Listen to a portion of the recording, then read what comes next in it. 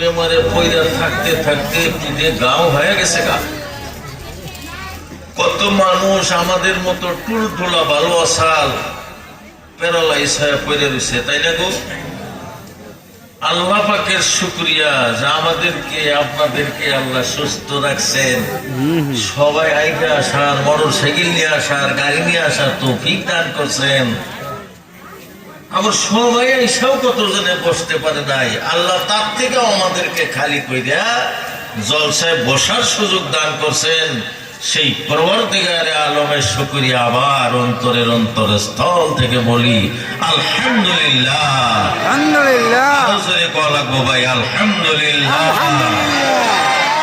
কথা বলার শক্তি কেটে দিছে আল্লাহ। যখন মানুষ আল্লাহকে ডাকে আলহামদুলিল্লাহ, যখন বান্দা বলে দেয় গো জবানে আল্লাহ বলেন কি চাও বান্দা আমি তো